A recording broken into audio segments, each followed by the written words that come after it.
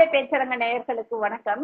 இன்று நம்மோடு பல்வேறு கருத்துக்களை பகிர்ந்துக்கிறதுக்காக திராவிட முன்னேற்ற கழகத்திலிருந்து தேர்தல் பணிக்குழு செயலாளர், முன்னாள் சட்டமன்ற உறுப்பினராகிய அண்ணன் இள புகழேந்தி அவர்கள் நம்மோடு இணைஞ்சிருக்காங்க. அண்ணா வணக்கம்ண்ணா. அனைவருக்கும் வணக்கம். திராவிட முன்னேற்ற கழகத்தின் முன்னணி தலைவர், அமைப்பு செயலாளர், அவரை பற்றி ஆர்.எஸ். பாரதி அண்ணன் அவர்களை குறித்து பாஜகவோட மாநில தலைவர் அண்ணாமலை அவர்கள் நோட்டீஸ் வக்கீல் நோட்டீஸ் அனுப்பியிருக்காங்க. இன்னைக்கு 1 கோடி ரூபாய் நஷ்ட ஈடு கேட்டு வக்கீல் நோட்டீஸ் அனுப்பியிருக்காங்க. ஒண்ணு, திராவிட முன்னேற்ற கழக முன்னணி தலைவர்கள் எப்போதுமே மக்களை ரொம்ப இழிவா கேவலமா பேசுறது, அவங்க ஆணவ போக்கோட நடந்துக்கிறாங்க. குறிப்பா சென்னையில சென்ற வாரம் நடந்த மாணவர் அணியோட நீட் எதிர்ப்பு மாணவர் அணி போராட்டத்துல பேசும்போது ஆர்.எஸ். பாரதி அவர்கள் இந்த இப்ப நாய் கூட பட்டம் வாங்கலாம் அப்படின்னு சொல்லிட்டு படிப்பை கேவலப்படுத்தி பேசுறாங்க, நாயோட இணை சேர்த்து பேசுறாங்க அப்படின்னு சொல்லிட்டு அவர் மேல அடுக்கடுக்கா பல குற்றச்சாட்டுகளை வைக்கிறாரு. இது குறித்து அது பேசலாமா, அப்படி நாயோட கம்பேர் பண்ணது பேசலாமா என்று உங்களுடைய பார்வையில இருந்து உங்க கருத்து என்ன?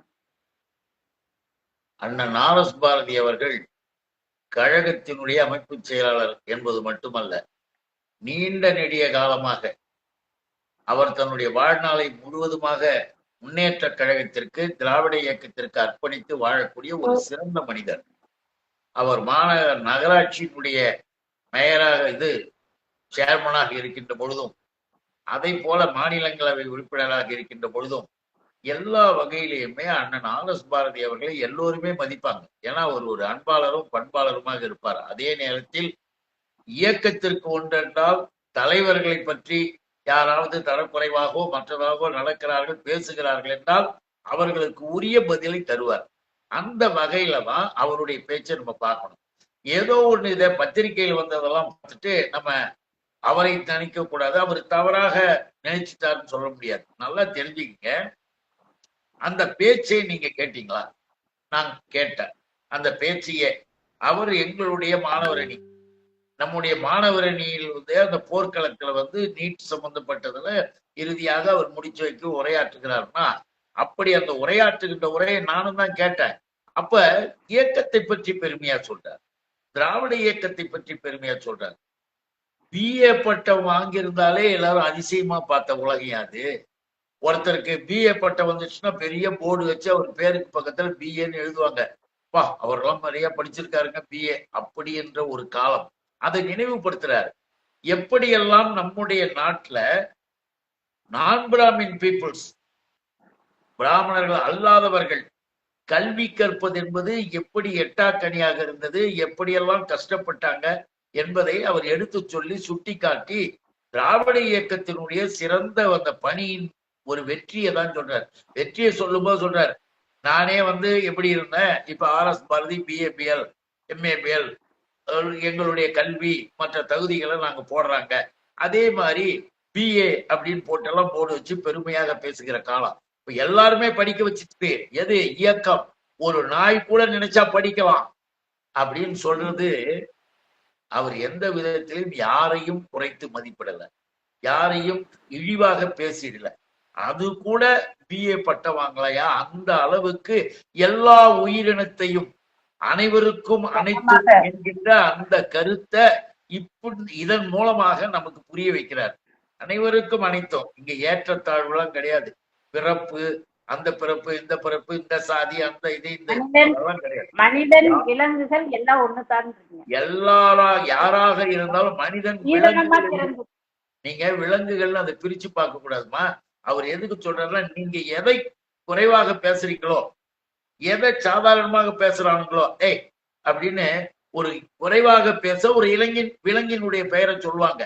அப்படி அவன் சொல்லுகிறான விலங்குடைய அந்த விலங்கு கூட பட்டம் வாங்குண்டா எங்க காலத்துல, அத குறைவா பேசாத அப்படின்னு சுட்டி காட்டுறாரு. அதைத்தான் நம்ம பார்த்தீங்க உடனே இப்படி தரக்குறைவா பேசிட்டார் அப்படி. அதெல்லாம் அவர் மனசால கூட யாரையும் தரக்குறைவாக பேசவும் இல்லை, நினைக்கவும் இல்லை. இதுக்கு நானே உரிய வகையில எல்லா இடங்களையும் பதில் சொல்லியிருக்கேன். யார் கேட்டாலும் சொல்ல தயாராக இருக்கிறோம். ஆகவே அது இது அல்ல. இப்போ இதையெல்லாம் எவங்க கிளறிக்கிட்டு இருக்கிறான்?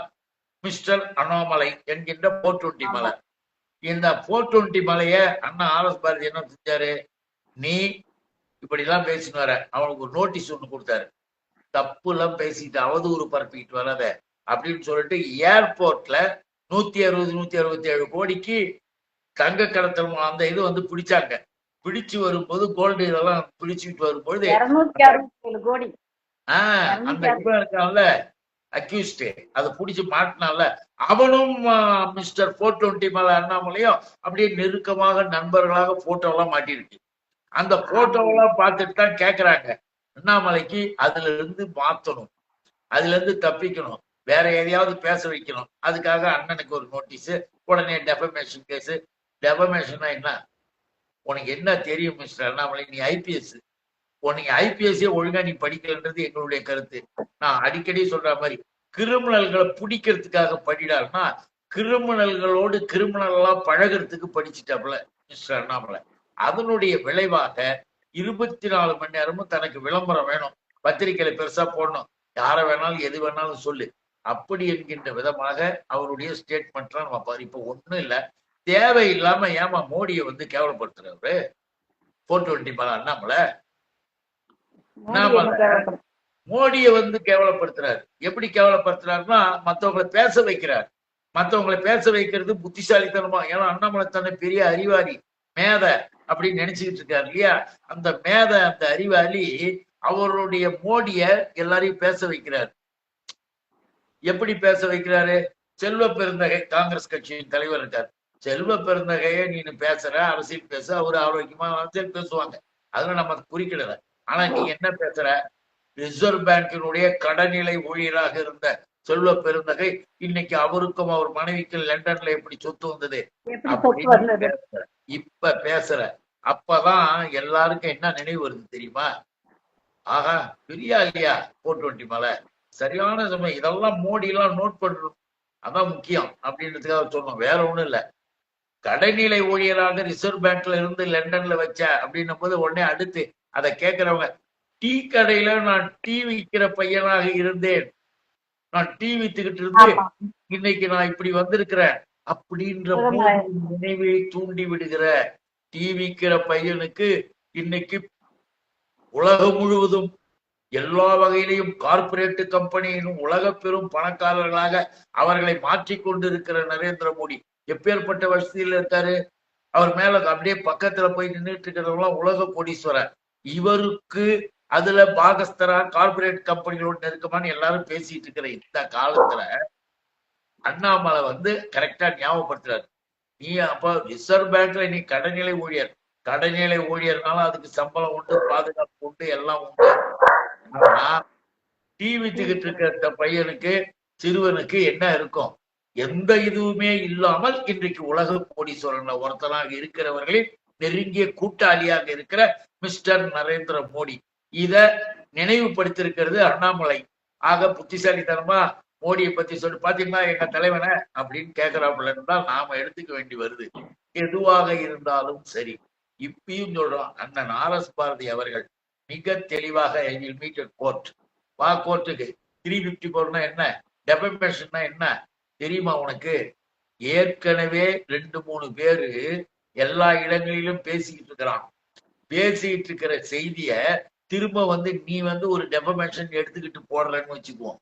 இப்ப அண்ணாமலையை பற்றி நிறைய தகவல்கள் எதுக்கு நம்மளாம் வழக்கு போட முடியலன்னா, அண்ணாமலையை எடுத்து போற, அததான் அண்ணன் கூட ஆர்.எஸ். பாரதி அண்ணன் கூட சொல்றாரு, தினசரி உன்னை பத்தி வரும் செய்தி தான் வந்துகிட்டே இருக்க, திருப்புற பக்கமெல்லாம் 420 மலை தான். இப்படி அண்ணாமலையினுடைய கதைகள் எல்லாம் போய்கிட்டு இருக்கு. வேணுனே வழக்கு போடுறன்ற நீங்க வேணா பாருங்க. அந்த வழக்குல அவர் சொல்றார், திமுகவிற்கும் ஆர்.எஸ். பாரதிக்கும் இந்த சின்ன பையன் என்ன செய்யலாம், சின்ன பையன் அப்படின்னு ஒரு அறிக்கையில கொடுக்குற. சின்ன பையன் அண்ணன் ஆர்.எஸ். பாரதி சொல்லிட்டாராம். நான் அந்த சின்ன பையன் என்ன செய்யறான் பாருன்ற. ஏன் தெரியுமா அவர் சொன்னாரு? அதையும் நீதாயா சொல்ல வச்ச. நீ ஒண்ணு பேசுறத யோசிச்சு பேசு, இல்லைன்னா உங்க அறிவு பூர்வமா சிந்திச்சு பேசு. உன் கட்சியில இருக்க மாதிரியே மடத்தனமா பேசிட்டு இருக்காரு. அதுக்கு நீ உத்தரப்பிரதேசத்துல போய் அரசியல் பண்ணலாம், குஜராத்ல போய் அரசியல் பண்ணலாம், தமிழ்நாட்டுல அதெல்லாம் பண்ணாத. கொஞ்சம் யோசிச்சுல நீ பேசணும். நீ அதெல்லாம் கொஞ்சம் நினைக்க வேணாமா? நீ என்ன சொன்ன, சின்ன பையன் என்று என்னை ஆர்எஸ் பாரதி சொன்னாருன்னு. நீதான் உன் பேட்டியிலேயே முதல் பாராவுல என்ன சொல்ற தெரியுமா? நான் 3 வருடத்திற்கு முன்புதான் அரசியலுக்கு வந்தேன், வந்ததற்கு பிறகு ஆமா நான் பார்த்தேன். நீ தானே சொன்ன. இப்ப 3 வருஷத்துக்கு முந்தின நீ சின்ன பையன் தானே. பொலிட்டிக்கலி ஒரு ஸ்மால் பாய். தட் இஸ் ஆமா தி மேட்டர். அத வந்து அவர் மென்ஷன் பண்ணார். நீ இப்ப சொன்னதை இருக்கிற வச்சுதாயா, அரசியல்வாதிகள்லயே அவர் தான் சின்ன வயசுன்னு வச்சுக்கலாம். சின்ன 3 வயசு வருஷத்துக்கு சின்ன பையன் தெரிஞ்சு போச்சு. நீயே ஒத்துக்கிற, ஆமா நான் 3 வருஷத்துக்கு முந்தி தான் வந்தேன், நான் சின்ன பையன் தான் அப்படின்னு சொல்லிட்டு இல்ல. நீ ஒண்ணு உன் நரேந்திர மோடியை ஞாபகப்படுத்தி விட்டுற டிவி தத. நீ வந்து 3 வருஷத்துக்கு முந்திதான் வந்தேன் சின்ன பையன்றத ஒத்துக்கிட்ட. நீயே சொல்லி இப்ப இவளையும் ஒத்துக்கிட்டு அண்ணனை வந்து கோர்ட்ல மீட் பண்ணு, நாங்க மீட் பண்றோம். அப்ப இருக்கு. நீ என்னமோ திமுகவை என்ன செய்யணும். நீ வெகு விரைவில் இந்த தமிழ்நாட்டை விட்டு ஒரே ஓட்டம் ஓட போற.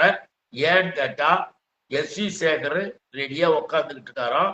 அவரை சேர்ந்தவங்க சொல்லிட்டாங்க, அண்ணாமலைன்றவை என்னைக்கு ஒழியறானோ அன்னைக்குதான் தமிழ்நாட்டில் பாரதிய ஜனதா வளர ஆரம்பிக்கும் அப்படின்னு அவங்கதான் சொல்றாங்க. உனக்கு சீனியர் அவங்க. அவங்க அதனால ஆமா.